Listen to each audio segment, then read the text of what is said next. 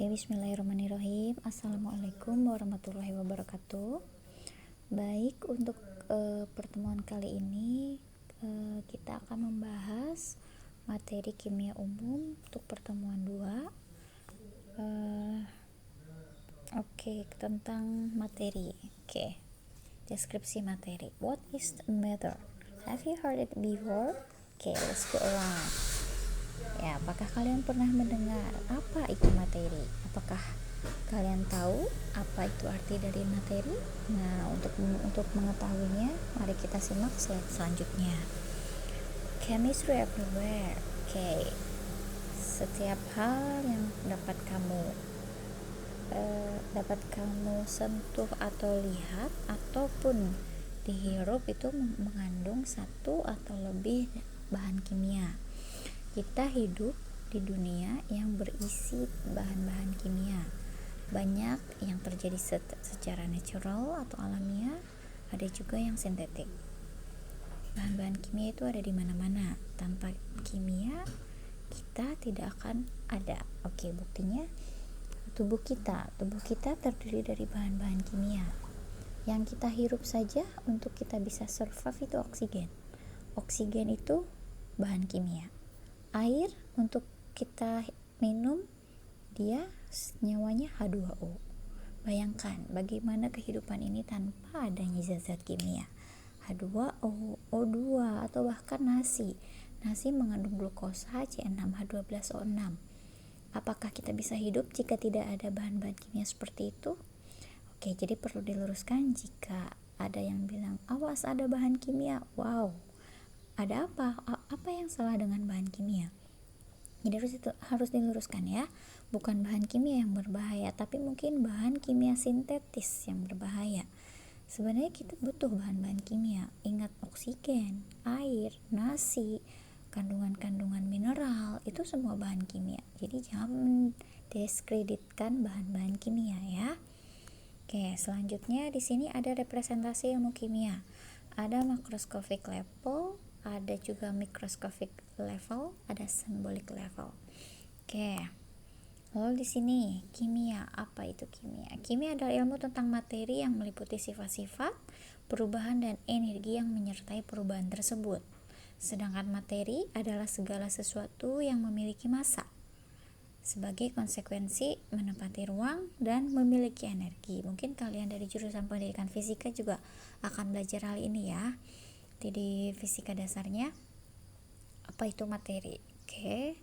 Lalu di sini ada untuk massa. Massa itu suatu ukuran yang menunjukkan kuantitas suatu materi. Satuan internasional dari massa itu adalah kilogram. 1 kilogram 1000 gram. 1 kali 10 pangkat 3 gram. Ada lagi berat. Berat itu gaya yang diberikan oleh gravitasi pada suatu benda. Berat itu adalah C kali massa. Di bumi C-nya sama dengan 1, di bulan itu 0,1. Jadi ukuran 1 kg itu untuk di bumi itu 1 kg, sedangkan untuk di bulan itu 0,1 kg. Jadi jangan tertukar antara massa dan berat. Saya rasa untuk jurusan pendidikan fisika sudah paham betul ya antara perbedaan massa dan berat. Jadi massa itu satuannya kilogram, tapi kalau berat itu adalah suatu gaya yang dikalikan dengan massa. Oke, jadi misalnya ini telurnya beratnya berapa ya? Apakah itu benar berat ataukah itu massa? Ya, mungkin nanti lebih akan digali lagi di fisika dasarnya. Oke, di sini ada wujud materi. Wujud materi tergantung pada suhu dan tekanan. Kita punya diagram fasa. Diagram fasa di sini ada es, air, dan uap. Ini adalah salah satu wujud materi. Jadi ada yang berupa air, cairan atau liquid, ada yang berupa gas atau uap air, ada yang es. Es itu padatan. Jadi ada padat, cair, dan gas. Itu adalah wujud materi. Oke, di sini ada tabel wujud materi. Ada padat, cair, gas. Di sini diperlihatkan bagaimana bentuk, volume, kompresibilitas, dan level mikroskopiknya. Untuk padat, bentuknya tertentu, volumenya tertentu, kompresibilitasnya tidak ada. Sedangkan untuk level makroskopisnya, partikel-partikel bersentuhan dan sangat rapat dalam kisi yang rigid. Rigid itu kaku ya. Nanti kalian belajar lebih lanjut untuk kisi-kisi kristal nanti di situ ya. Jadi secara mikroskopis jika dilihat partikel-partikelnya itu untuk wujud padat itu sangat rapat. Oke, untuk cair dan gas bentuknya tak tentu, tapi untuk volumenya cair itu tertentu, sedangkan gas itu tidak tentu. Oke, di sini kompresibilitas cair sangat kecil, sedangkan untuk gas sangat tinggi. Lalu untuk level mikroskopisnya, untuk cair itu partikel-partikelnya bersentuhan tetapi mobile, maksudnya bersentuhan tapi terus bergerak. Sedangkan untuk gas, partikel-partikelnya terpisah jauh dan tidak terikat antara satu dengan yang lainnya. Kalian bisa memvisualisasikan wujud materi dengan benda-benda di sekitar kalian ya. Mungkin ada padat, misalnya apa, kayu ya padat. Lihat deh. Untuk level mikroskopisnya partikel-partikelnya sangat padat. Bentuknya juga tertentu, volumenya ada tertentu. Oke, tapi jika kalian bandingkan dengan air minum kalian yang berwujud cair, tentu akan sangat berbeda. Bentuknya tak tentu air itu, tapi volumenya tertentu ya, dan dia terus bergerak. Sedangkan untuk gas, misal kalian punya semprotan anti nyamuk atau bahkan pewangi ruangan, dia menyebar kemana-mana, jadi partikelnya itu terpisah jauh dan tidak terikat satu sama lain. Oke, ada sifat materi di sini, ada yang bersifat ekstensif dan yang bersifat intensif. Apa itu ekstensif? Ekstensif itu adalah sifat yang bergantung pada ukuran, seperti massa, volume, dan panjang. Sedangkan intensif yang tidak bergantung pada ukuran, seperti kerapatan, suhu, keadaan fisik, dan warna. Baik, di sini sifat intensif berguna untuk mengidentifikasi dan mengkarakterisasi suatu materi dan membedakan dengan materi yang lain. Secara umum dibagi menjadi dua, yaitu sifat fisika dan kimia. Untuk sifat fisika, identitas suatu materi tanpa menyebabkan perubahan komposisi. Tapi kalau sifat kimia berhubungan dengan perubahan komposisi suatu materi atau interaksinya dengan materi yang lain. Oke, di sini kita bisa lihat tabel dari sifat intensif secara fisika dan kimia. Oke, untuk sifat fisika mungkin boiling point ya, titik didih. Melting point, titik leleh.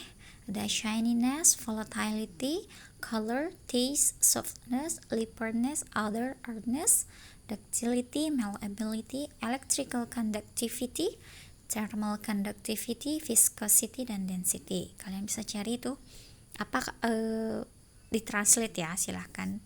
Lalu di sini, tapi itu di buku-buku biasa tertulis dengan bahasa Inggris.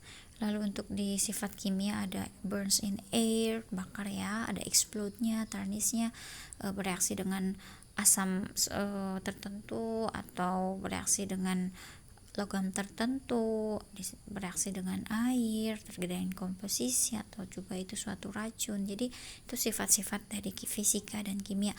Ya intinya kalau sifat-sifat fisik itu yang bisa diamati ya, perubahan secara fisika, tapi secara kimia itu hal-hal yang berkaitan dengan interaksi dengan materi yang lain.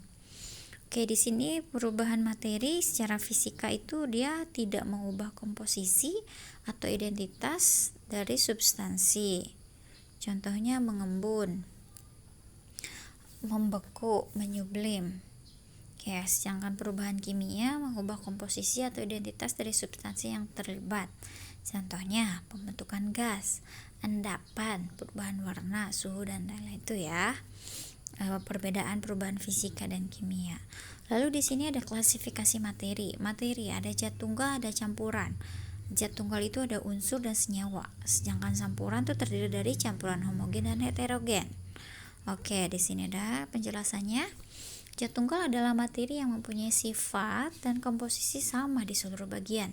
Zat tunggal terdiri dari unsur dan senyawa. Sedangkan campuran itu adalah materi yang terbentuk dari gabungan dua zat tunggal atau lebih dengan komposisi yang bervariasi.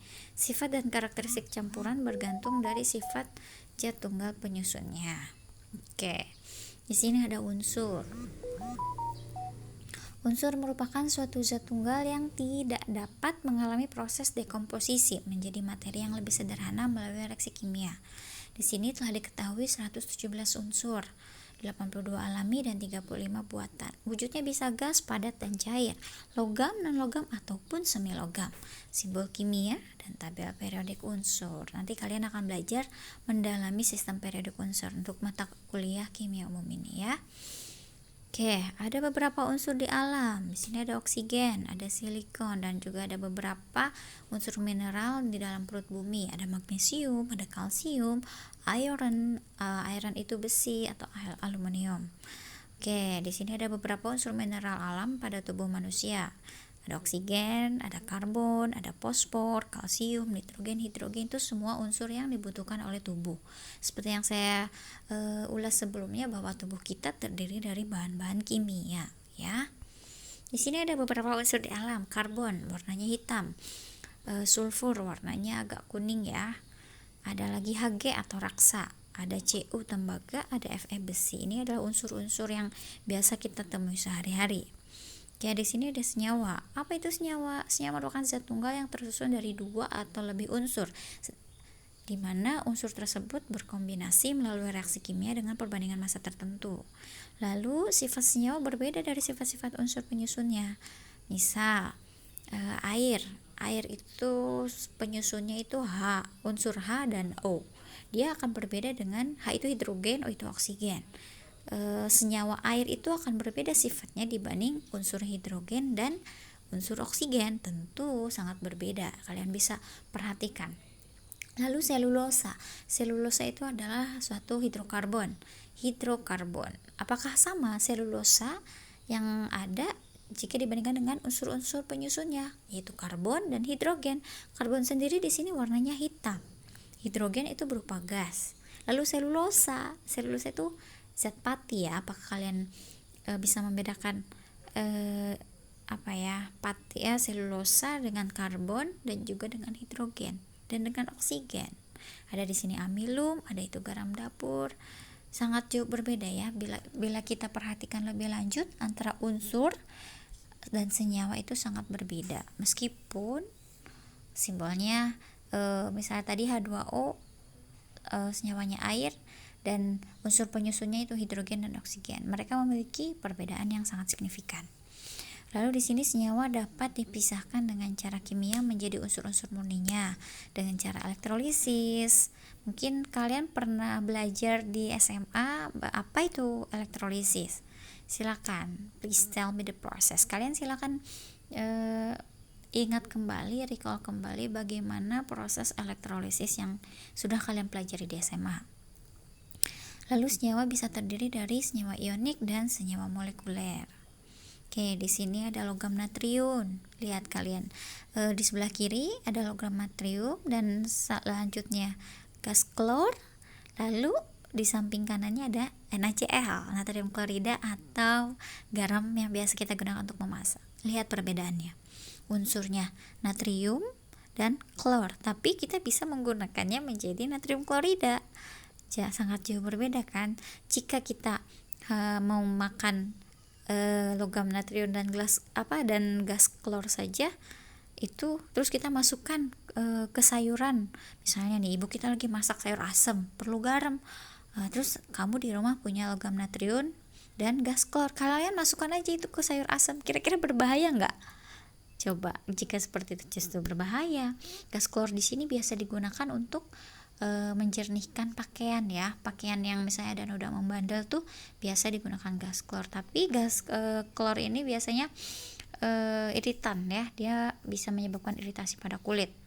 Jadi kita tidak bisa sembarangan misalnya, oh saya perlu garam dapur nih, senyawanya dari NaCl, oh saya tinggal cari Na dan Cl kita campurkan. Oh tidak semudah itu ya.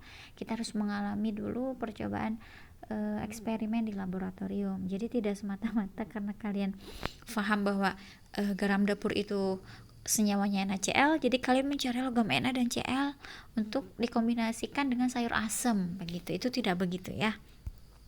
Oke, di sini lalu ada campuran. Campuran itu penggabungan 2 atau lebih materi dengan komposisi sembarang dan identitas penyusunnya tetap. Sifat dan karakteristik campuran tergantung dari sifat zat tunggal penyusunnya. Pembentukan dan pemisahan campuran hanya melibatkan perubahan fisika. Dia terdiri dari campuran homogen atau sama ya, dan heterogen. Lalu di sini ada pemisahan campuran. Kalian bisa menggunakan pengayakan dan penyaringan. Itu berdasarkan ukuran partikel. Ada juga destilasi. Destilasi itu pemisahan berdasarkan titik didih. Ada sublimasi berdasarkan perbedaan titik leleh. Ada lagi elektroforesis. Dia berdasarkan perbedaan muatan listrik. Dan ada ekstraksi dan rekristalisasi. Mereka pemisahan berdasarkan perbedaan kelarutan. Di sini kita bisa membedakan misalnya antara campuran besi dan pasir dengan menggunakan magnet. Itu juga salah satu cara pemisahan. Jadi bisa memisahkan magnet dari campuran pasir dengan bisa membedakan besi dengan campuran pasir dengan magnet. Jadi biji besinya akan menempel ke magnet sedangkan pasir tidak, begitu ya. Jadi jika kalian dihadapkan pada masalah, wah ini saya punya campuran besi dan pasir, terus kalian kebingungan gimana ya caranya diayak atau bagaimana, karena kalian orang fisika, kalian cukup ambil magnet, misalnya di kulkas banyak magnet. Nah, kita arahkan ke arah campuran itu, nanti si besi-besi itu akan menempel pada magnet. Jadi kalian bisa memisahkan dengan sangat mudah. Oke, lalu di sini ada campuran homogen. Apa itu perbedaan campuran homogen dan heterogen? Kalau campuran homogen, dia memiliki komposisi yang sama di seluruh bagian, sedangkan heterogen dia tidak memiliki komposisi yang sama. Lalu adanya bidang batas antara komponen penyusun untuk campuran heterogen, sedangkan yang homogen tidak ada batasan antara komponen-komponen penyusun. Campuran homogen itu sering disebut sebagai larutan. Dia dapat berwujud cair, padat maupun gas. Silakan kalian cari apa sih contohnya campuran homogen dan heterogen. Tadi campuran heterogen sudah dibahas, misalnya ada campuran serbuk besi pada pasir begitu ya. Oke, di sini lalu lanjut ke partikel materi. Atom, molekul, dan ion. Atom itu partikel terkecil suatu unsur yang masih mempunyai sifat unsur tersebut. Sedangkan molekul partikel terkecil dari suatu senyawa, lebih khususnya senyawa molekuler. Lalu ion, partikel terkecil dari suatu senyawa, lebih khususnya senyawa ionik. Dan di sini ada juga atom. Atom itu tersusun dari partikel-partikel subatom, yaitu ada proton, neutron, dan elektron. Jari-jari atomnya itu sekitar 10 pangkat minus 8 cm, dan proton dan neutron bergabung membentuk inti atom. Jari-jari inti atom sekitar 10 pangkat minus 12 cm. Ini saya rasa masih recall pelajaran SMA ya, karena di SMA hal-hal ini sudah pernah dipelajari. Jadi kita skimming cepat untuk belajar materi pertama ini. Nanti kalau ada pertanyaan silakan kalian tanyakan ke saya ya. Lalu di sini ada molekul. Molekul itu adalah suatu agregat atau kumpulan yang terdiri dari sedikitnya 2 atom dalam susunan tertentu yang terikat bersama oleh gaya-gaya kimia. Disebut juga ikatan kimia. Ada molekul diatomik yang mengandung hanya 2 atom, dan ada molekul poliatomik yang mengandung lebih dari 2 atom. Misalnya ada H2, N2, O2, Br2, HCl, dan CO. Jelas di situ atomnya hanya 2. Lalu ada lagi yang poliatomik itu contohnya ozon atau O3, ada H2O, NH3, CH4. Kita hitung saja jumlah atomnya lebih dari 2 ya. Ion. Lalu kita akan membahas ion. Selanjutnya, ion ada kation dan anion. Kalian sudah belajar ini. Apa itu ion? Ion itu sebuah atom atau sekelompok atom yang mempunyai muatan total positif atau negatif. Ion itu muatan totalnya positif, kation itu, sedangkan anion muatan totalnya negatif. Kita lihat di sini ada contohnya natrium. Natrium itu ada 11 proton dan 11 elektron, sedangkan Na+ dia kation ya, 11 proton dan ada 10 elektron. Loh, kok berbeda Bu di sini? Sama-sama Na, karena Na yang satunya itu kation, Na+. Jadi dia kehilangan satu atom atau lebih elektronnya. Jadi satu elektronnya lepas. Jadi sifatnya positif, Na+, karena satu elektronnya lepas sehingga elektron yang tersisa itu tinggal 10. Kalau Cl di sini jelas dia muatannya negatif. Kalau Cl netralnya ada 17 proton dan elektron, sedangkan Cl- dia akan bertambah 1 elektron. Jadi elektronnya saat dia bermuatan negatif tuh anion akan menjadi 18 elektron. Kalian recall kembali ya yang sudah dipelajari di SMA untuk perbedaan kation dan anion ini, karena ini dasar, jadi kalian harus mampu memahaminya ya. Lalu untuk ion monoatomik, dia mengandung hanya satu atom, misalnya Na+, Cl-, Ca2-, O2- ya. Sedangkan ion poliatomik mengandung lebih dari satu atom. Contohnya OH-, Cn-, NH4+, NO3-. Oke, setelah kita belajar ion molekul, selanjutnya kita akan beralih ke hukum dasar materi. Di sini ada hukum pengekalan massa, hukum perbandingan tetap, hukum perbandingan berganda, hukum perbandingan volume, dan hipotesis Avogadro. Untuk di SMA, pasti kalian sudah tidak asing lagi dengan yang namanya hukum kekekalan massa dan hukum perbandingan tetap. Ada juga mungkin beberapa SMA yang sudah mengajarkan perbandingan berganda dan perbandingan volume. Nah, lanjut kita lihat, kita ingat kembali apa itu hukum kekekalan massa atau Lavoisier. Lavoisier ini adalah orang yang mencetuskan hukum kekekalan massa ini. Bunyinya, dalam suatu reaksi kimia, massa zat sebelum dan sesudah reaksi itu sama atau tidak berubah. Oke, untuk materi hukum-hukum dasar kimia bisa kalian baca.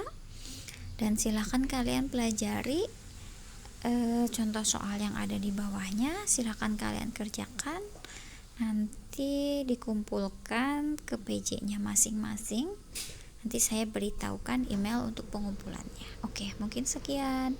Assalamualaikum warahmatullahi wabarakatuh.